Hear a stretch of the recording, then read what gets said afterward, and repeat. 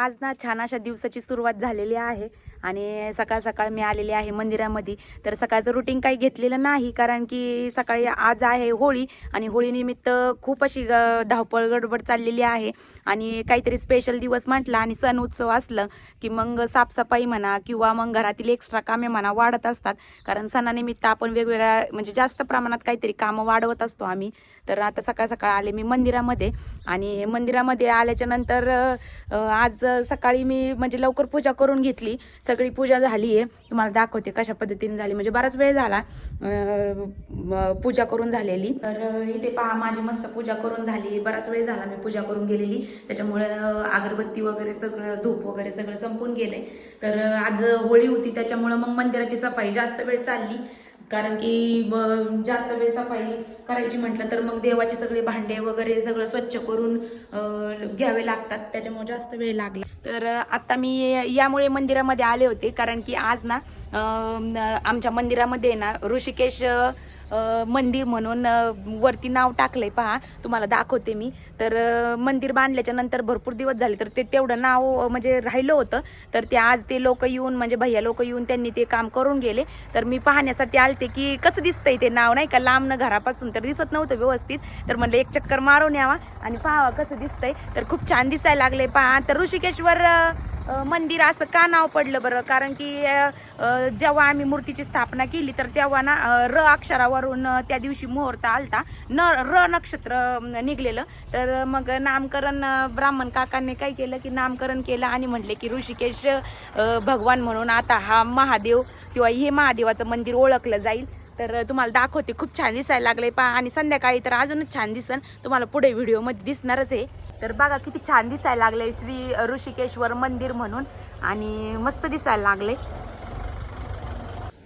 तर पहा रोजची पण पूजा मस्तपैकी झालेली आहे, बराच वेळची झालाय पूजा झालेली. घरामध्ये तिकडून मंदिरातून पाहून आले ते नाव.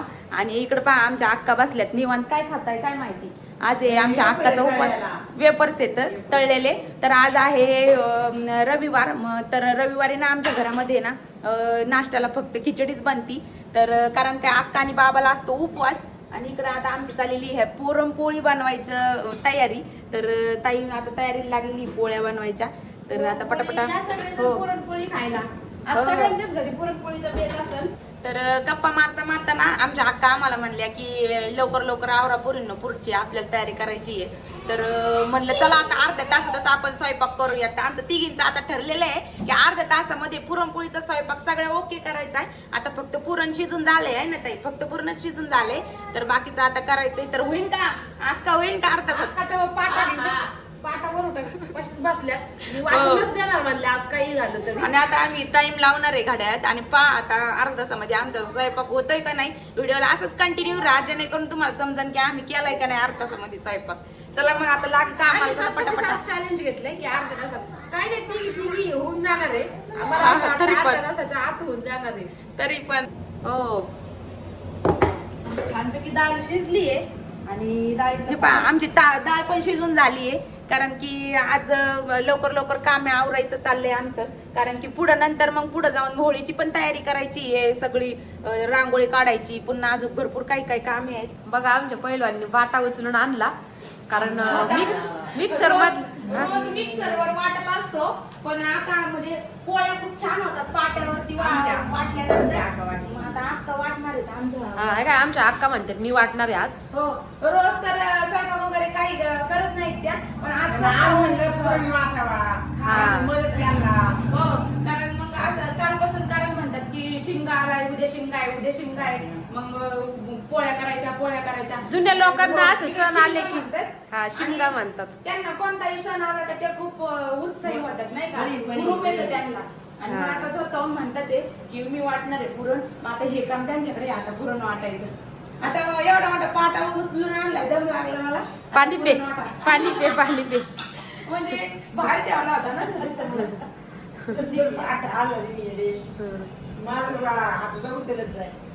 आता आम्ही म्हंटल होतं अर्धा तासामध्ये स्वयंपाक आमचा होतोय की नाही, पण 5 मिनिटं लेट झाला आहे ना ताई. 35 मिनिटं झाले आणि मग झालं. तरी पण थोडंच लेट झालं. ऍक्युरेट 35 मिनिटं म्हणजे 30 मिनिटांमध्ये नाही झाला स्वयंपाक. तर पटापटा तरी म्हणजे अक्षरशः घाम फुटला आम्हाला बी, कारण की असं कधीतरी चॅलेंज पाहिजे की पटकन स्वयंपाकाचं चॅलेंज लावलं की मग म्हणजे पटकन स्वयंपाक पण होतो आणि टाइम निघून जातो. तर पटपट असा अर्ध्या तासामध्ये स्वयंपाक करून घेतला आणि आता बाहेरचं आवरायची तयारी चाललेली आहे. तर सगळं झाडून वगैरे घेऊन आज अंगण चकचक पाहिजे, तसं डेली तर असतंच, पण सण जर असला तर मग जास्त उत्साह आणि अजून होतं नाही का. असं काही सण असलं ना तर खूप सारे भांडे पडतात, शक्यतो पुरणपोळीच्या स्वयंपाकाचे तर खूप सारी भांडी होतात. तर मग असं बाहेर घेऊन आम्ही दोघी घासत असतो. तर आज सकाळी पूजा वगैरे असल्यामुळं काही सकाळी झाडांना पाणी देणं शक्य झालं नव्हतं. तर त्याच्यामुळं मग आत्ताच सगळ्या झाडांना जसं सडा मारला त्याच वेळेस सगळ्या झाडांना कुंड्यांमधल्या वगैरे पाणी देऊन घेतलं आणि मग इथं स्वातीचं सारवण्याचं काम चाललंय. याच्यामध्येच होळी पेटवायची आहे. तर कुठल्याही पूजेला आपल्याला शेणाने सारवून घ्यावंच लागतं. तर मग गावरान गायचं शेण आम्ही घेऊन आलतो शेजाऱ्यांकडनं, कारण आमच्याकडे तर गाया वगैरे नाहीत. आम्हाला घ्यायची आहे ॲक्च्युली एक गाय, पण आता बघू कधी घ्यायची ती. तर शेणाने सारवून घेतलं जिथं होळी पेटवायची तिथं, आणि तर रांगोळीसुद्धा छानशी अशी सिंपल काढून घेतली पटपट अशी. आणि तर पहा, रांगोळी काढायच्या वेळेस प्रत्येक वेळी आमचा ध्रुवसुद्धा मध्ये मध्ये करत असतो. त्याला सुद्धा साईडला कलर्स द्यावे लागतात. रांगोळी तर येत नाही पण असे सगळीकडे कलर्स सांडून ठेवतो. आणि त्याला रांगोळी नाही दिली तर तो रांगोळीच काढून देत नाही. त्याच्यामुळे त्याला जे कलर्स आवडतील ते द्यावेच लागतात. साईडला सगळं असं खराब करतो, नंतर ते भरावं लागतं, पण त्याला कलर्स द्यावेच लागतात. आणि आमच्याकडं तर काय गाया वगैरे नाही आहे, शेजारून आम्ही शेण आणलं आहे. तर कधी कधी आम्ही साड्याचा जो कलर असतो पिवळा तो सुद्धा मारत असतो. पण यावेळेस शेण मिळालं तर त्यामुळे मग म्हटलं चला शेणानेच सारवावं, कारण शेणाचंच महत्त्व असतं. तर मग सारून वगैरे झालं. इथं सिंपल अशी पटपट रांगोळीसुद्धा काढली आहे आणि आता लाकडं आणून ठेवायची तयारी चालली आहे. आर्यन मी मुलंसुद्धा खूप एक्सायटेड होते आज होळी पेटवण्यासाठी. तर लाकडं तोडून ठेवलेले आहेत पहिलेच टाकीच्या पाठीमागं. आणि गोवऱ्या मेन असतात होळी पेटवायला, तर विकत गोवऱ्या आणल्या. आजकाल कुणी घरी तर काय गोवऱ्या थापत नाही.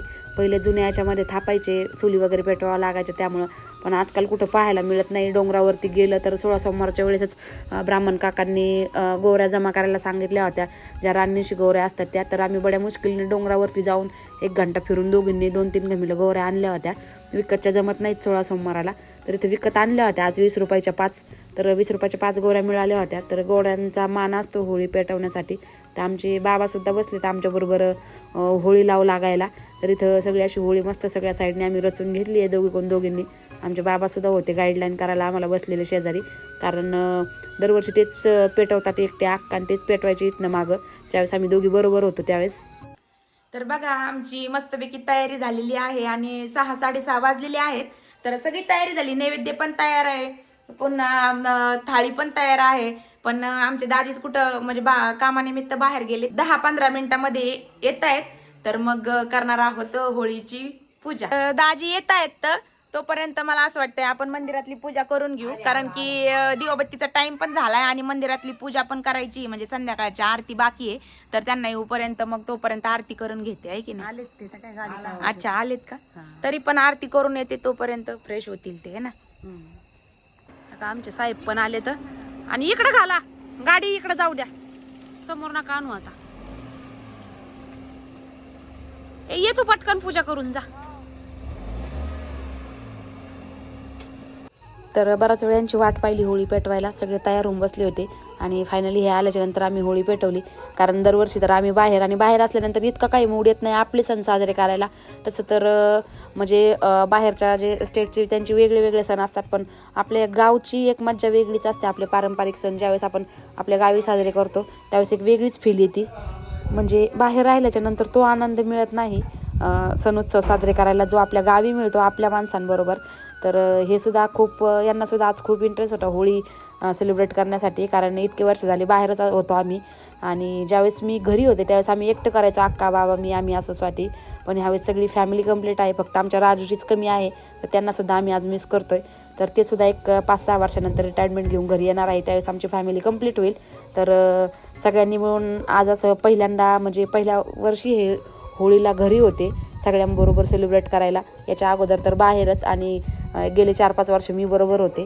तर खूप चांगलं वाटतं असं सगळ्यांबरोबर सेलिब्रेट करायला असे सण उत्सव. आणि यांनासुद्धा खूप, म्हणजे घरी आल्यापासून असे काही सण असले ना यांनासुद्धा खूप म्हणजे असं हे वाटतं नाही का, म्हणजे चांगलं वाटतं. खूप सकाळ सकाळ जाऊन सगळं सामान वगैरे घेऊन आले, न सांगताच गोवऱ्या वगैरे, पुन्हा होळीला गाठी, मुलांना पिचकाऱ्या, रांगोळ्या, पुन्हा कलर. सकाळ सकाळ म्हणजे आम्ही उठायच्या अगोदरच मार्केटमध्ये जाऊन घेऊन आले, न सांगताच, कुणी सांगितलं नाही तरीही.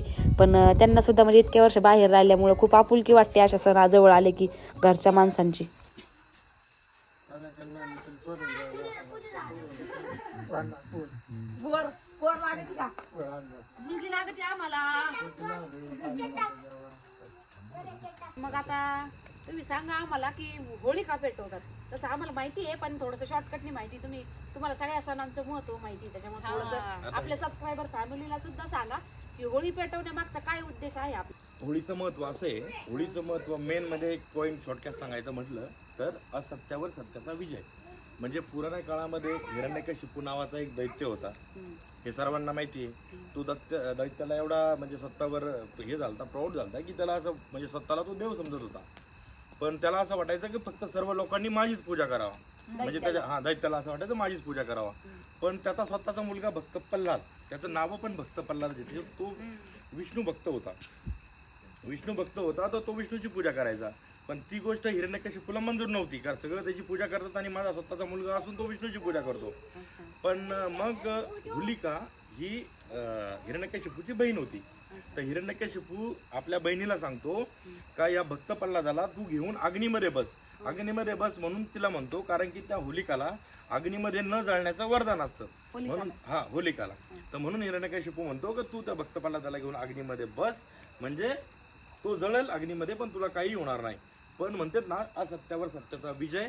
म्हणून जेव्हा ती होलिका भक्त प्रल्हादाला घेऊन अग्नीमध्ये बसते, म्हणजेच होलीमध्ये आजची होळी समजायची, त्यामध्ये बसते, तेव्हा ती होलिका स्वतः जळते आणि भक्त प्रल्हाद विष्णूचं नाव घेत राहतो. भक्त प्रल्हादाला काही होत नाही. मग त्याचं तात्पर्य हे की ती होलिका असत्यासाठी साथ सपोर्ट करत होती म्हणून होलिका जळाली. पण भक्त प्रल्हाद सत्याच्या मार्गावर असल्यामुळे भक्त प्रल्हाद वाचला. आणि होळीची पूजा आपण म्हणून करतो. ती होलिका जळाली म्हणून तिची पूजा नाही करत, तर त्या अग्निदेवतांनी सत्यासाठी आज सत्य त्या होलिकाला जाळवलं म्हणून होळी या नावाने आपण होळीची पूजा करतो. हे त्या होळीचं. हो, आपल्याला माहिती होतं की जसं मला तरी की होलिका नावाची राक्षसनी होती आणि ती त्याच्यामध्ये जळाली. ते बरोबर आहे, जळाली पण ती प्रल्हादाला घेऊन बसली होती म्हणून ती जळाली. नाही तर ती जळाली नसती. तिला वरदान होतं का कधीही ती जळणार नाही अग्नीमध्ये. तसं लहानपणी वगैरे टीव्हीला रामायण वगैरे लागायचं, त्यात पाहिलेलं आहे. ती राक्षसनी छोट्या बाळाला घेऊन अग्नीमध्ये बसती, ती जळते, ती बाळ नाही जळत. पण एवढा काय आता लक्षात तसं होळी हा सण म्हणजे आपल्या भारतामध्ये सर्वत्रच मनवला जातो. तो आपल्या नवीन वर्ष म्हणजे आपल्या महाराष्ट्राचं नवीन वर्ष गुढीपाडव्याला सुरू होतं. त्या गुढीपाडव्याच्या अशा फाल्गुन महिन्यामध्येच येतो. तर मग हा सण साजरा इंडियामध्ये सर्व ठिकाणी केला जातो आणि विशेषतः नॉर्थ इंडियन साईड किंवा युपी बिहार पण घरोघरी म्हणजे अशी होळी पेटवायची. तर आम्हाला पण साहजिक वाटलं की आपल्या महाराष्ट्रात होणारे काही सण असे आहेत की ते सगळीकडे सेलिब्रेट केले जातात. तर ओडिशामध्ये पण होळी वगैरे असं पेटवलं जायचं. आणि गुजरातमध्ये पण भरपूर रावणाचा पुतळा. आणि विशेष काय होतं, महाराष्ट्र सोडून बाकी सर्व राज्यामध्ये ना होळीच्या दिवशीच रंगपंचमी खेळली जाते. होळीच्या दिवशीच ती होळी खेळतात.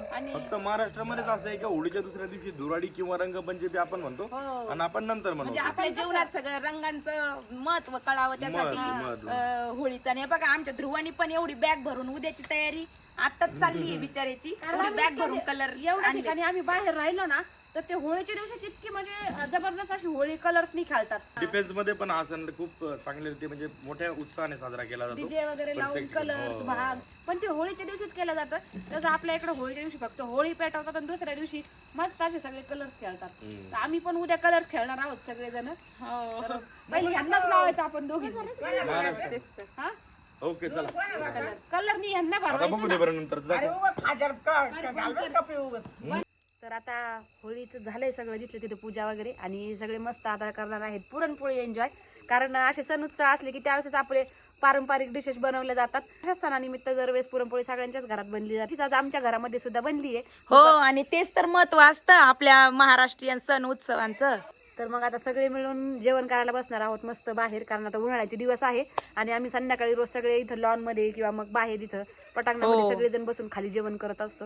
आणि टेबलवर म्हणजे बाबा अक्का वगैरे बसता येत नाही, त्याच्यामुळे बाहेरच संध्याकाळी शक्यतो सगळेजण एकजुटीने बाहेरच जेवतात. कारण दिवसभर मग सकाळी कोण जसं ज्याच्या पद्धतीने जेवण करून नाश्ता करून ज्याला जसं भूक लागेल किंवा ज्याला जसं वेळ मिळेल त्यावेळेस करतात. पण संध्याकाळी मात्र आमच्या फॅमिलीचा रूल आहे की सगळ्यांनी एकत्रच बसून जेवण करायचं. आणि तेही बाहेर खालीच. असं नाही की अर्धे बसले डायनिंग टेबलवर, अर्धे बसले बाहेर, अर्धे बसले खाली. तसं नाही, आमचा रूलच येतो बाहेर सगळ्यांनी बसून जेवायचं. म्हणजे जेवायचंच, मुलं वगैरे सगळ्यांना एकत्रच घेऊन आम्ही जेवत असतो. तर पहा मस्त आमची होळी पेटलेली आहे आणि आता ही होळी पूर्ण जळलेली आहे. कारण पूर्ण होळी पण जळली पाहिजे. तर आता या होळीच्या पवित्र अग्नीमध्ये निराशा दारिद्र्य यांचे दहन हो आणि सर्वांच्या आयुष्यात आनंद, सुख, समृद्धी, आरोग्य, भरभराट येवो अशीच सदिच्छा. आणि सगळ्यांना परत मंगलमय शुभेच्छा होळीच्या हार्दिक. होळीच्या सगळ्यांना मंगलमय हार्दिक शुभेच्छा तुम्हाला आमच्याकडून व आमच्या परिवाराकडनं. तर जशी ह्या वर्षीची होळी आपली सुख, शांती, भरभराट घेऊन जशी आली तशीच पुढच्या वर्षीची होळी सुद्धा आपल्या आयुष्यामध्ये किंवा आपल्या लाईफमध्ये मस्त अशी सुख, समृद्धी, भरभराट घेऊन येऊ. आणि हा होता आमचा एक छोटा होळीचा ब्लॉग. तर व्हिडिओ आवडला असेल तर व्हिडिओला एक लाईक नक्की करा. आजच चॅनलला कनेक्ट राहा. असंच खूप भरभराटून प्रेम देत आहेत सगळेजण. तर तुम्हाला आणि तुमच्या परिवाराला होळीच्या आमच्याकडून व आमच्या परिवाराकडून हार्दिक शुभेच्छा. चला तर मग भेटूयात आपल्या नेक्स्ट ब्लॉगमध्ये. तोपर्यंत बाय बाय.